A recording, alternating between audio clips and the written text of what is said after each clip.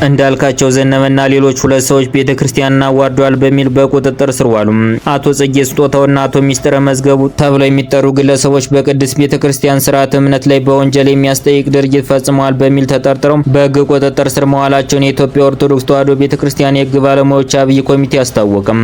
ራሳቸውን መርጌታ ጽጌ ስጦታውና መርጌታ ሚስጥረ መዝገቡ ብለው የሚጠሩ ግለሰቦች በቅድስት ቤተክርስቲያን ስርዓተ እምነት ላይ በወንጀል የሚያስጠይቅ ድርጊት ፈጽመዋል በሚል ተጠርጥረው የወንጀል አቤቱታ በቀረበባቸው መሰረት የፌዴራል ወንጀል ምርመራ ቢሮ ተጠርጣሪዎችን በሕግ ቁጥጥር ስር በመዋል የወንጀል ምርመራውን በማጣራት ላይ እንደሚገኝ የኢትዮጵያ ኦርቶዶክስ ተዋሕዶ ቤተክርስቲያን የሕግ ባለሙያዎች አብይ ኮሚቴ አባል ጠበቃ አያሌው ቢታኔ ለኢትዮጵያ ኦርቶዶክስ ተዋሕዶ ቤተክርስቲያን ቴሌቪዥን በሰጡት መግለጫ አስታውቋል። ጠበቃ አያሌው አያይዘውም እንደገለጹ ከግለሰቦቹ በተጨማሪም እንዳልካቸው ዘነበ የተባለ ግለሰብ በተመሳሳይ ከዚህ ቀደም ቤተክርስቲያን ላይ ፈጽሞታል ተብሎ በተጠረጠረው ስም ማጥፋት በቅርቡ በፖሊስ ቁጥጥር ስር ውሎ ቃሉን ሰጥቶ በዋስትና መለቀቁና በአቃቢ ሕግ በኩል የወንጀል አቤቱታ ክስ ቀርቦ በሂደት ላይ እንደሚገኝ አያይዘውም ተናግሯል። የሕግ ባለሙያዎች አብይ ኮሚቴ አባል ጠበቃ አያሌው ቢታኔ ለኢትዮጵያ ኦርቶዶክስ ተዋሕዶ ቤተክርስቲያን ቴሌቪዥን በሰጡት መረጃ ኮሚቴው ወደፊት ጉዳዩን ተከታትሎ የሚያሳውቅ መሆኑን ገልጿል።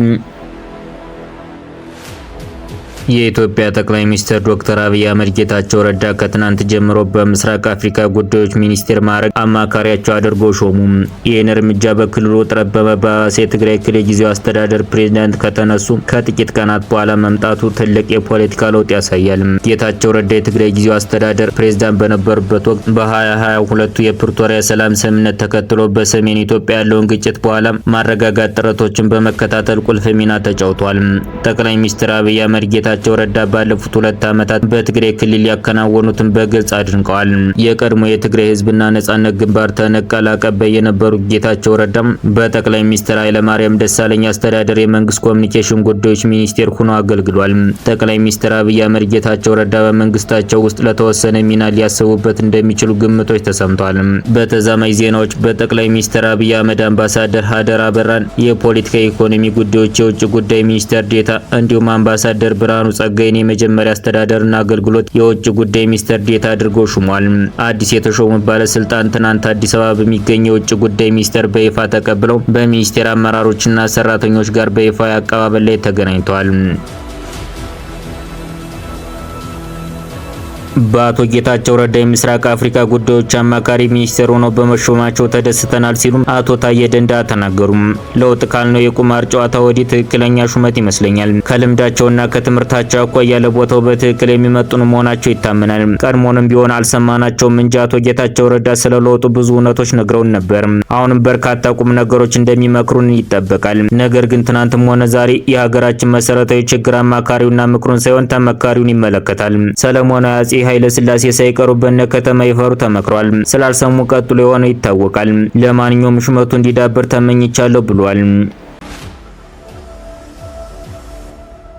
አብን የፌዴራል መንግስት የክልል መንግስታት ከታጠቁ ኃይሎች ጋር በመነጋገር ታጣቂ ኃይሎች የሀገራዊ ምክክሩ አካል እንዲሆኑ አስፈላጊውን ጥረት እንዲያደርጉ ዛሬ በወጣው መግለጫ ጥሪ አቅርቧል።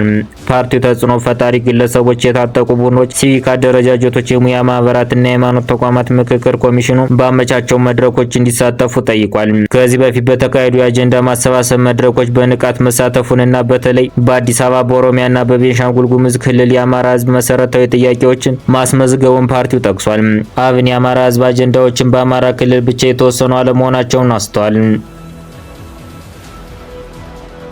በትግራይ ክልል በዚህ ዓመት ብቻ 138 ዳኞች በዝቅተኛ ክፍያና በዳኝነት ነጻነት እጦት ምክንያት ስራቸውን መልቀቃቸው የክልሉ ዳኞች ማህበር አስታወቀም። የማህበሩ ፕሬዝዳንት አቶ ዳዊት ኃይለሥላሴን በሰጡት መግለጫም በክልሉ የዳኞች ደህንነትና ነጻነት አሳሳቢ ደረጃ ላይ መድረሱን ገልጸዋል። በተለይም የዳኞች ያለመከሰስ መብት አለመኖር ለሙያዊ ነጻነታቸው እንቅፋት እየሆነ መምጣቱንም ተናግረዋል። አቶ ዳዊት አክለውም ዳኞች በቂ የሆነ የኑሮ ዋስትና የሚሰጥ ክፍያና ጥቅማ ጥቅም እንደሌላቸው ጠቁሟል። ይህ ሁኔታ ብዙ ባለሙያዎች ራሳቸውና ቤተሰቦቻቸው ማስተዳደር ባለመቻላቸው ስራቸው እንዲለቁ እያስገደዳቸው መሆኑን ገልጸዋል። ከዚህም በተጨማሪም ዳኞች ከውጭ አካላትና ከመንግስት ተቋማት ከፍተኛ የሆነ ጣልቃ ገብነት እንደሚደርስባቸውና በነጻነት እንዳይሰሩ ጫና እንደሚደርስባቸው ተናግረዋል። የፍትህ አካላት መዳከም በክልሉ የህግ የበላይነት ላይ አሉታዊ ተጽዕኖ ሊያሳድር እንደሚችል ስጋት ያደረባቸው የማህበሩ ፕሬዝዳንት መንግስት ችግሩ ከማባባሱ በፊት በአስቸኳይ መፍትሄ እንዲሰጥ ጠይቀዋል። በኢትዮጵያ ዩኤስኤይዲ የገንዘብ ድጋፍ ሲያገኙ የነበሩ ድርጅቶች መመዝገብ ጀመረ።